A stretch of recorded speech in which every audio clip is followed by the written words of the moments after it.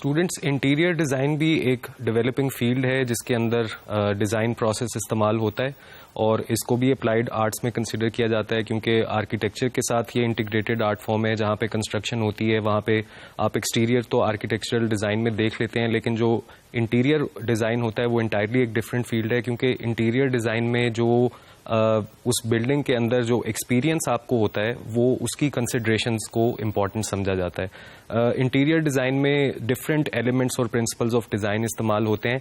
हम इसकी different examples देखते हैं। फॉर एग्जांपल यहाँ पे आपको इस तस्वीर में नज़र आ रहा है कि जो ग्रीन कलर है उसकी एक रेपिटेशन आपको नज़र आ रही है और वो रेपिटेशन की वजह से जो एक सिमेट्री है दोनों साइड्स पे आप देख सकते हैं कि वो इस्टेब्लिश की गई है। इसी तरह इस पिक्चर में आप देखिए कि जो येलो कलर है उसको किस तरह से बैलेंस किया गया है। आपको वो बैकग्राउंड में भी नज़र आ रहा है और फोरग्राउंड में जो येलो की इंटीग्रेशन है विद द बैकग्राउंड वो क्लियरली इसको बैलेंस और सिमेट्री इसमें प्रोड्यूस करती है। इसी तरह कंट्रास्ट की एग्जांपल आप इस तस्वीर में देख सकते हैं जहाँ पे रेड और ग्रे का कंट्रास्ट आपको क्लियरली विजिबल है। और फिर इसी तरह ये एक एग्जांपल है जहाँ पे आप सी ग्रीन कलर को देख सकते हैं कि उसका कंट्रास्ट बनाया गया है। फिर इंटीरियर डिज़ाइनर जो हैं वो सिर्फ कंट्रास्ट और रेपिटेशन की टेक्निक्स नहीं यूज़ करते बल्कि रेपिटेशन के साथ साथ वो प्रोग्रेशन और ट्रांजिशन की टेक्निक्स को भी इस्तेमाल करते हैं। प्रोग्रेशन का मतलब ये कि जब एक चीज़ जो है वो एक स्मॉलर स्केल से लार्जर स्केल की तरफ प्रोग्रेस कर रही हो, और ट्रांजिशन का मतलब ये कि एक एलिमेंट से दूसरे एलिमेंट में जो मर्ज करना है उसको किस तरह स्मूथली दिखाया जाए कि जो व्यूअर की आई है वो ग्लाइड करती हुई उस डिज़ाइन को देखे।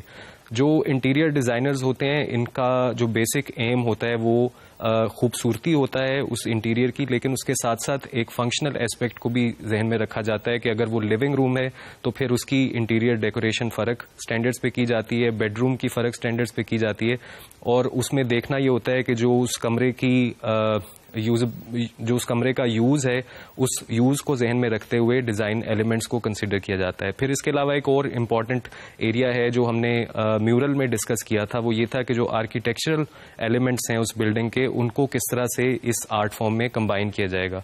यानी कि एक इंटीरियर डिज़ाइनर को बिल्कुल विजिलेंट होना पड़ता है कि जो आर्किटेक्चरल कंपोनेंट्स हैं उनको डिज़ाइन में किस तरह से इनकॉर्पोरेट किया जाए। फॉर एग्जांपल आप इसमें देखिए यहाँ पे जो ज्योमेट्रिकल फॉर्म्स हैं उनको बेसिस बना के ये इंटीरियर डिज़ाइन किया गया है। जो सर्कल की ज्योमेट्रिक फॉर्म है आप उसको देख सकते हैं।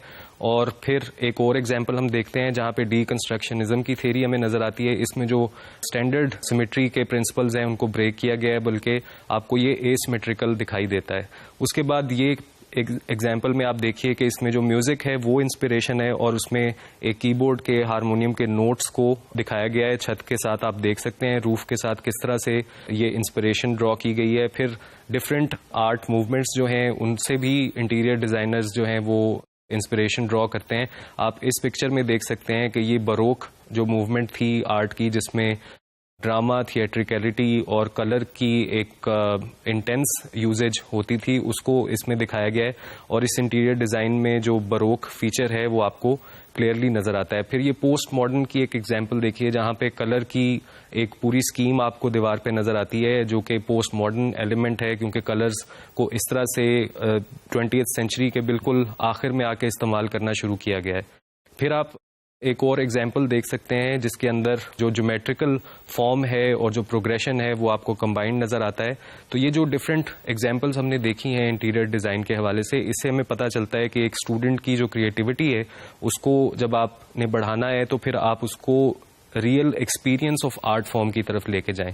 ये भी स्टूडेंट्स के लिए एक इम्पॉर्टेंट एक्सरसाइज हो सकती है एलिमेंट्री स्कूल्स में कि आप उनको एक्सपीरियंस किस तरह से हम एनवायरनमेंट को करते हैं, उसमें क्या क्या एलिमेंट्स इन्वॉल्व होते हैं, उसमें कलर को किस तरह इस्तेमाल किया जाता है, उसमें फॉर्म को किस तरह इस्तेमाल किया जाता है, फिर उसके अंदर जो डिफरेंट प्रिंसिपल्स ऑफ डिज़ाइन है उनकी एप्लीकेशन किस तरह से होती है, उनके साइकोलॉजिकल इफेक्ट क्या होता है, वो किस तरह से एक रूम का जो फंक्शन है वो डिटर्मिन करता है कि आप उसमें किस तरह की डिज़ाइनिंग करेंगे। तो ये सारे एलिमेंट्स एक क्रिएटिव एंडेवर हो सकते हैं एक स्टूडेंट के लिए जो आप बिल्कुल बेसिक लेवल पे इनिशिएट कर सकते हैं। बेशक वो मॉडलिंग की सतह पे आप उसको करें या आप एक रूम का प्रोजेक्ट स्टूडेंट्स को दे सकते हैं कि वो मिलके उसको डेकोरेट करें।